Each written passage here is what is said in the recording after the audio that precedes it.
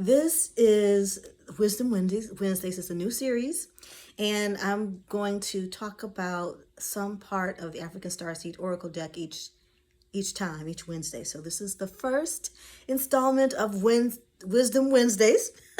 Wisdom Wednesdays. That's a tongue twister. I'm out here in the sunroom, and it's snowing. It's snowing here in Michigan.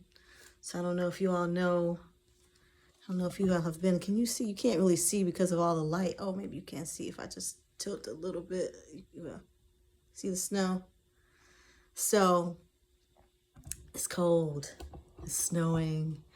I'm so grateful to be here and to be safe and warm. Ugh, I'm so grateful for that. All right. So my name is Sana Green, if you don't already know me. And today we're going to be doing an oracle card reading, or just going a little bit more in depth on some of the cards in the African Starseed Oracle deck. So the first card that I pulled a couple of days ago was the Dogon card. Dogon card. Oh, yeah, I need to do my nails. Anyway, so the Dogon are a tribe of people in Africa. Primarily, they're known to be in Mali, but they also have existed in Burkina Faso and Guinea, because when the Europeans came to the African continent, they decided to separate the countries, and some of the separations that they created went directly through ancestral land. I'm particularly interested in Mali and the Dogon because one of my spirit guides told me she was from Mali. Mali is one of the ancient civilizations, one of the great ancient civilizations of Africa. There was Mali, Ghana, and Songhai. We're going to Ghana later this year for the Sacred Dance Retreat. But Mali is really special to me because of the spirit guide. And there's a card in the Oracle deck that is the spirit guide from Mali that has been working with me for a while. Anyway, the Dogon have been actually studying the star Sirius for thousands of years. And they told anthropologists about their connection to Sirius, and the Europeans who were studying didn't really have any. They didn't feel as if Africans had any knowledge of the stars, and yet the Africans were able to tell them things about astrology and astronomy that they had never heard before. And this is really part of the foundation for the African Starseed Oracle deck, is this understanding that Africans have had a connection to the stars for thousands and thousands of years, and it's just been a regular part of their lives. And the Dogon have been studying the Sirius star system, and it's called Canis Major. And there are three planets that I know of now: Sirius A, B, and C. All three of the planets have a very unique and specific relationship to spirituality and to some of the ascended masters that have come to the earth. It's believed that Jesus actually spent some time in the Sirius star system and in the Pleiades before he incarnated here on earth. And it's interesting now, this is a whole nother video, but there's some people in the spiritual New Age community who are realizing that what Jesus was espousing is exactly what we're doing. So being a healer, being intuitive, being like all of these spiritual gifts that are coming online for people are things that Jesus the Christ talked about, although they were minimized in the Bible when the Bible was rewritten. Anyway, I'm not going to get off on that. That'll be another video. But the Dogon of Mali, Burkina Faso, and Guinea have been studying the Sirius star system for years. And one of the reasons that I also wanted to include this card is because one of my teachers, Maladoma Somé, is from Burkina Burkina Faso, and he created the Dogara system. He was raised in colonial Africa, and he went to Catholic schools, and so by the time he had his spiritual awakening, he felt he needed to actually create a whole new spiritual system because he couldn't fit directly into the spiritual system that was a part of his lineage. So he included some of the things from his family lineage, but he also included some practices that were accessible to people in the diaspora and people who had been raised in a colonial system. So that's another reason why I'm really feeling drawn to the Dogon, their connection to Maladom and Somé.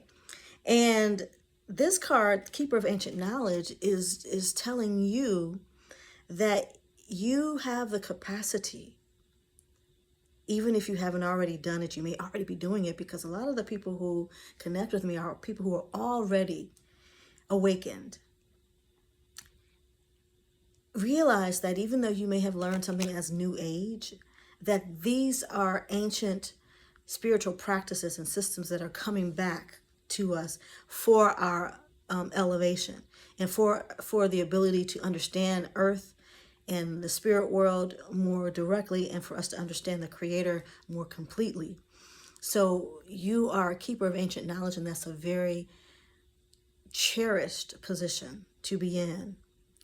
And wherever you find yourself, even if you're not doing healing work, if you're an educator or whatever it is you're doing, realize and hold sacred the wisdom and knowledge that has become available to you, and keep it as a sacred keeper, as a sacred pact between your past self, your ancestors, and the commitment you made to bring these truths forward in this timeline. Okay, so that's the Dogon card. The next card is friendship that came up. What I've learned with a lot of people who are healers, especially women, I haven't seen this particularly in the males who are healers, they feel as if they have to do it themselves. Like they're supposed to be able to do it themselves. They're leaders, they've been leaders, they do things, they make things happen for other people, and they make things happen for themselves. And I think as far as women are concerned, especially Black women, we've gotten caught in a trick bag, as my mother used to say, caught in a trick bag, that thinking you got to do everything yourself. You don't have to do everything yourself. As a matter of fact, what this card is saying, it's a gift to other people when you allow them to help you. When you allow people to help you, you are participating in the universal law of reciprocity. Giving is always supposed to be accompanied with receiving. In the earth gives and receives in equal measure. It may be giving life as far as leaves are concerned. Oh yeah, I'm just looking at my plants. I know I need to trim them anyway. But anyway, I love y'all. I love y'all plants. Oh, this plant here had a flower. I never knew that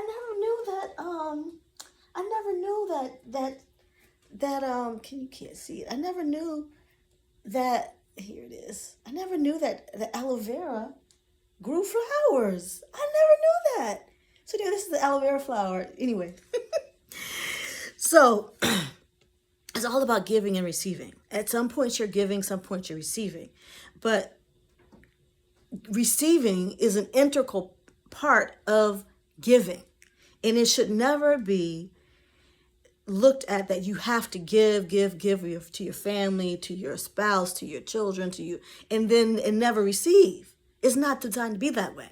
Everything in this earth, all of the laws of this universe are included, not all the laws, but the law of reciprocity means you give some and you receive some. And now is the time for us to be more balanced, not only balanced in the masculine and the feminine, balance between the practical and the spiritual, but balance between giving and receiving. And this is a concept that came to me when I first started teaching belly dance, like, in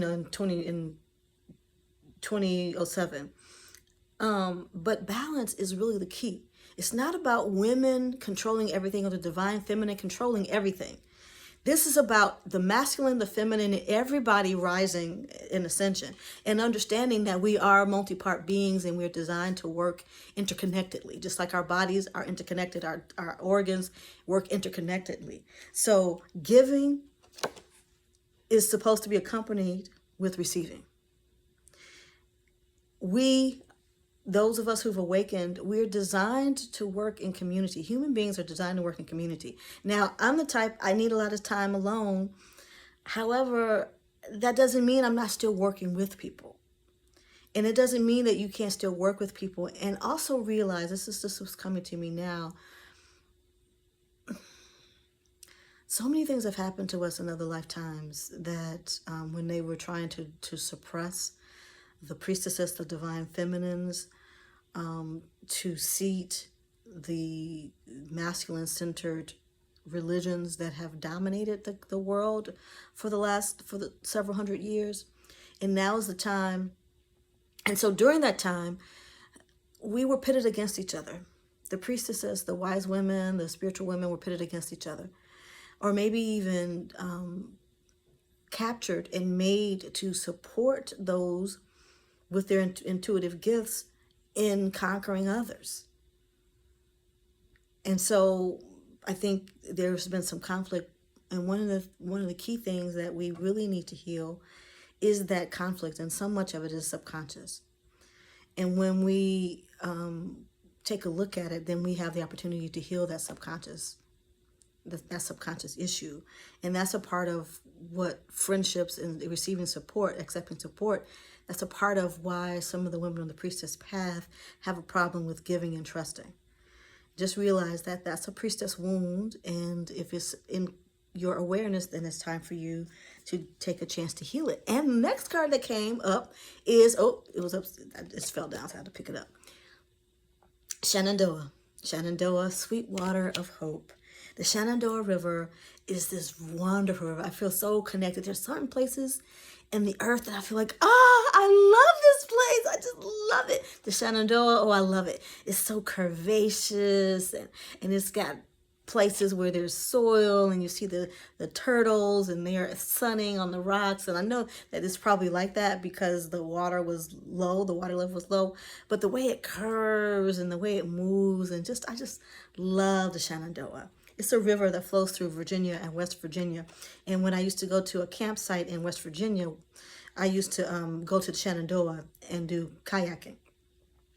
But the sweet water of hope, like there's hope for the priestess to heal the relationships that have been fractured in other lifetimes with other divine feminines, with other priestesses, with other healers, with other leaders. There's hope for us to heal, and there's hope for us to not only heal, but also keep that ancient knowledge that's a part of us, allow that to be integrated into our lives and to be shared with those around us. So the 3 cards for the reading, for the healers, the awakened folk, men and women, and those in between. Dogon, cherish the ancient knowledge and ancient practices that are coming back online now. Accept support.